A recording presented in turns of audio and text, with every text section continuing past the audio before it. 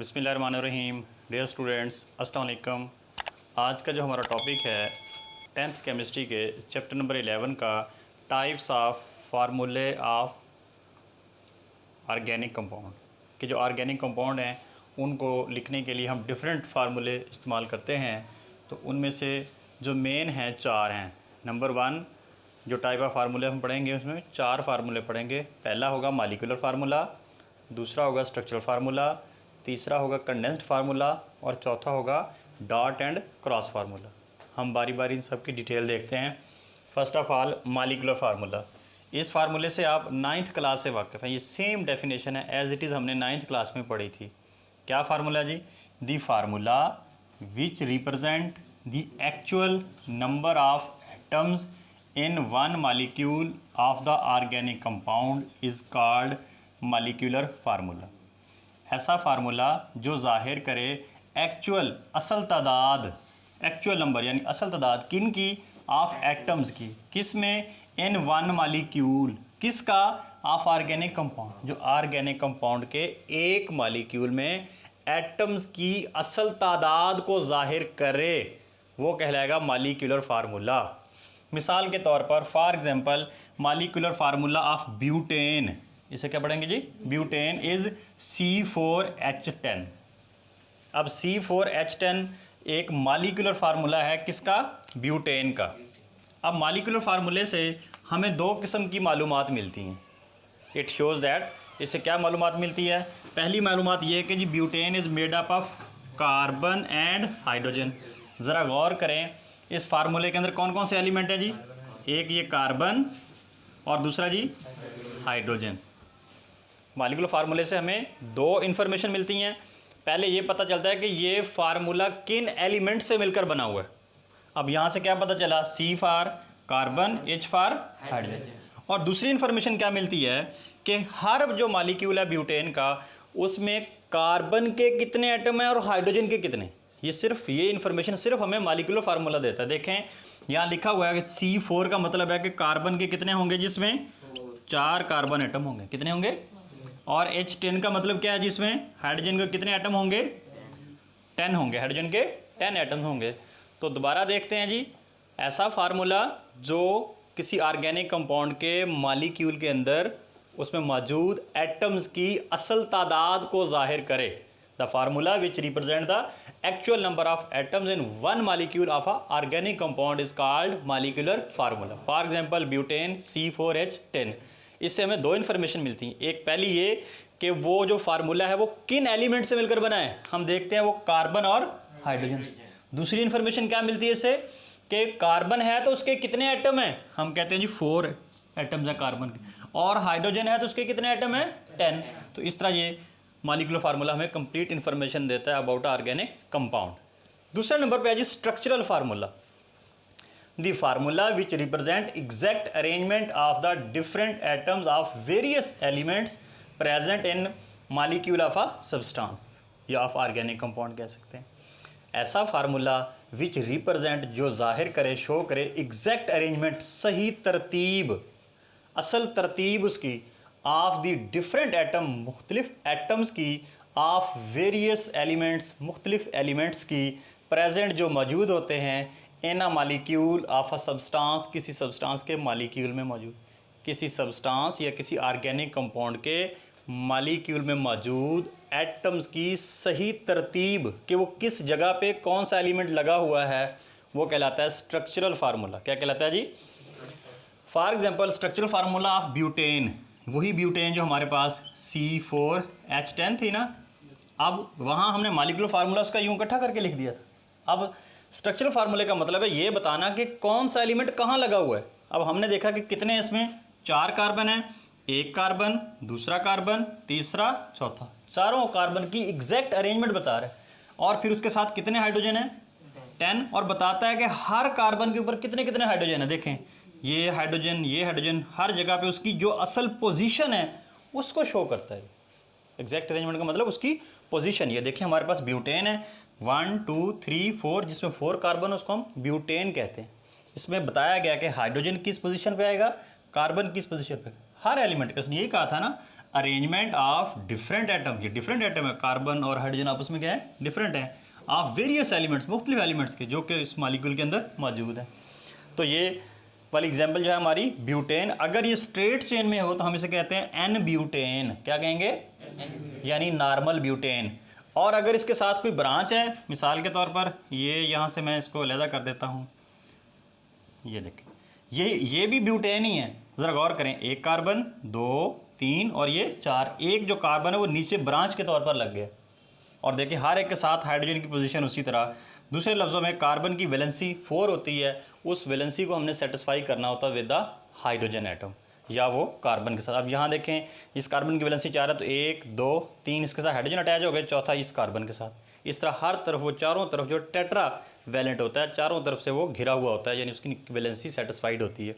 तो इसको हम बोलेंगे आइसोब्यूटेन। क्या बोलेंगे, देखें इसमें कार्बन कितने, 1, 2, 3, 4 कार्बन है, ब्यूटेन होगा। अगर ब्रांच वाला है तो आइसोब्यूटेन, अगर स्ट्रेट है तो एन ब्यूटेन। नेक्स्ट है जी हमारे पास जो तीसरा फार्मूला है, कंडेंस्ड फार्मूला। कंडेंस का मतलब क्या होता है, कंडेंसेशन से लफ्ज़, जैसे हमारी हवा में वेपर्स हवा वाटर के फिर रहे हैं लेकिन हमें नज़र नहीं आ रहे। अगर किसी जगह हम ठंडे पानी की बॉटल रख दें, गर्मियों में भी ऐसा होता है, उसके गिर्द वो पानी का पसीना से इकट्ठा हो जाता है, असल में वो कंडेंसेशन होती है, यानी वो सारे मालिक्यूल क्या होते हैं वाटर के एक जगह इकट्ठे हो जाते हैं।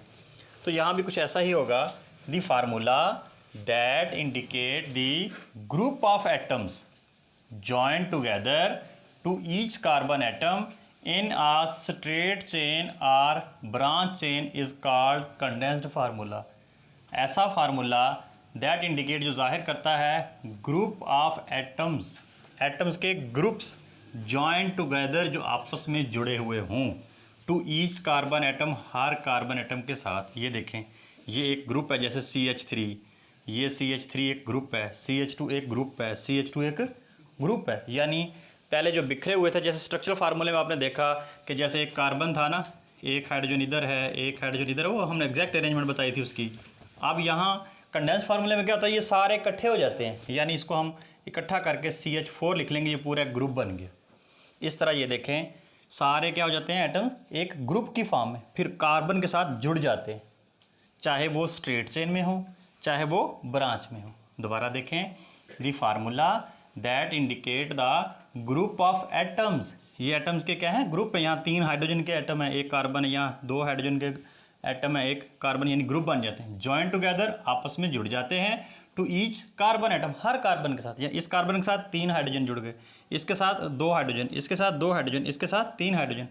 इन अ स्ट्रेट चेन, वो स्ट्रेट चेन भी हो सकते हैं, जैसे ये हमारे पास स्ट्रेट चेन है। स्ट्रेट चेन को हम क्या लिखेंगे, कार्बन गिनने कितने हैं, 1, 2, 3, 4, तो हम इसको कहेंगे ब्यूटेन। अगर ये स्ट्रेट है तो हम कहेंगे एन ब्यूटेन है जी। क्या है जी, ये एन ब्यूटेन यानी नॉर्मल ब्यूटेन। और अगर ये ब्रांच चेन है, ब्रांच का मतलब ये होता है कि सीधी स्ट्रेट के साथ एक और ग्रुप नीचे अटैच हो जाए, लेकिन शर्त है वो कार्बन के साथ हो, कार्बन का ग्रुप, ये ना हो कि अकेला हाइड्रोजन लगा हो आप कहेंगे ये भी ब्रांच है। तो इसको हम पढ़ते हैं isobutane is called condensed formula, तो इसको हम कंडेंस्ड फार्मूला कहेंगे। दूसरे लफ्ज़ों में स्ट्रक्चरल फार्मूले में वो जो बिखरे हुए हाइड्रोजन हम उनको इकट्ठा कर दें, ग्रुप बना दें और वो ग्रुप आपस में जुड़ जाएं, तो वो कहलाता है जी कंडेंस्ड फार्मूला। नेक्स्ट है जी हमारे पास electronic or dot and cross formula. Dot and cross formula हमने 9th में लेवेस स्ट्रक्चर डायग्राम पढ़ी थी, जिसमें उनकी जो इलेक्ट्रॉनिक कॉन्फ़िगरेशन है उसको डॉट एंड क्रॉस से शो करते हैं। यहाँ भी कुछ ऐसा ही मामला है, अगर उनकी जो है शेयरिंग ऑफ जो इलेक्ट्रॉन होती है, जो कोवलेंट बॉन्ड बने होते हैं, उसको अगर हम डॉट एंड क्रॉस से शो कर देंगे तो वो हमारा डॉट एंड क्रॉस या इलेक्ट्रॉनिक फार्मूला कहलाएगा। देखते हैं जी, what is electronic formula, the formula which shows the sharing of electron. क्या शो करेगा जी, इलेक्ट्रॉन्स की शेयरिंग शो करेगा बिटवीन वेरियस एटम, मुख्तलिफ एटम्स में, किस में, in a one molecule of the organic compound, किसी ऑर्गेनिक कंपाउंड के एक मालिक्यूल के मुख्तलिफ एटम्स के दरमियान में जो इलेक्ट्रॉन्स की शेयरिंग हो रही है उसको शो करेगा। ऑर्गेनिक कंपाउंड के अंदर मौजूद जो मुख्तलिफ एटम्स हैं उनका आपस में जो बॉन्ड बना हुआ है, जो उनकी आपस में म्यूचुअल शेयरिंग हुई है, उसको डॉट एंड क्रॉस की मदद से हम शो कर देंगे, तो ये फार्मूला हमारा बन जाएगा डॉट एंड क्रॉस फार्मूला। इस called dot and cross formula और इलेक्ट्रॉनिक फार्मूला। मिसाल के तौर पर यही जो है हमने पीछे पढ़ा था, मैं दोबारा इसकी एग्जांपल दे देता हूँ। हमारे पास जो ब्यूटेन है, कार्बन कार्बन कार्बन कार्बन, हमने जो है इसको इस तरह स्ट्रक्चरल फार्मूले में पढ़ा था, याद आया कुछ? ये हमने इस तरह जो है ब्यूटेन का स्ट्रक्चरल फार्मूला पढ़ा था। अब यहाँ पर देखें, यहाँ पर शेयरिंग ऑफ इलेक्ट्रॉन शो नहीं की गई थी, सिर्फ ये जो सिंगल लाइन नज़र आ रही है ये एक्चुअली सिंगल कोवलेंट बॉन्ड को शो करती है। इस फार्मूले में क्या होगा, इस फार्मूले में ये होगा, अब यहाँ पर एक्चुअली कार्बन के वैलेंस शेल में 4 इलेक्ट्रॉन होते हैं, उसने अपना ऑक्टेट कंप्लीट करना होता है, तो वो बाकी जो 4 इलेक्ट्रॉन है वो दूसरे एटम्स के साथ शेयरिंग करता है। ये उसने हाइड्रोजन से एक लिया, एक ये, यानी म्यूचुअल शेयरिंग की, ये उनका एक इलेक्ट्रॉन जो है ना शेयर्ड पेयर बन गया। इसी तरह ये एक हाइड्रोजन का इलेक्ट्रॉन, एक कार्बन का, एक ये शेयर्ड पेयर बन गया, एक ये शेयर्ड पेयर बन गया, इसी तरह ये एक ये शेयर्ड पेयर बन गया। इसी शेयर्ड पेयर को हमने सिंगल लाइन से शो किया था, हमारा सिंगल कोवलेंट बॉन्ड को शो करता है।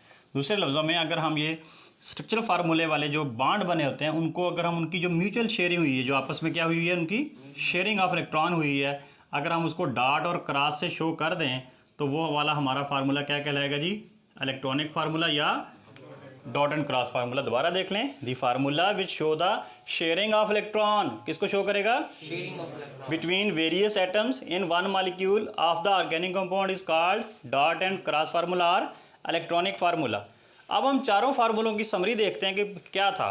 बेसिकली ऑर्गेनिक कंपाउंड के 4 फार्मूले हमने स्टडी किए, molecular formula, structural formula, condensed formula और इलेक्ट्रॉनिक फार्मूला। मॉलिक्यूलर फार्मूले में क्या था, एग्जैक्ट अरेंजमेंट बतानी थी हमने, actual number of atom, sorry हमने क्या बताना था, एक्चुअल नंबर ऑफ एटम्स बताने थे। स्ट्रक्चरल फार्मूले में हमने क्या बताया, एग्जैक्ट अरेंजमेंट ऑफ एटम्स। और कंडेंस फार्मूले में क्या बताया, group of atom joint together, कि जो एटम के ग्रुप हैं आपस में जुड़े हुए हैं, अगर उनको हम शो कर दें तो वो कंडेंस्ड फार्मूला कहलाएगा। और जो हमारा डॉट एंड क्रॉस फार्मूला, इसमें हमने म्यूचुअल शेयरिंग ऑफ जो इलेक्ट्रॉन की हुई है, जो शेयरिंग ऑफ इलेक्ट्रॉन हुई है एटम्स के दरमियान में, उसको शो करेंगे तो वो कौन सा फार्मूला कहलाएगा, इलेक्ट्रॉनिक्स और dot and cross formula. Thank you, जज़ाकल्लाह।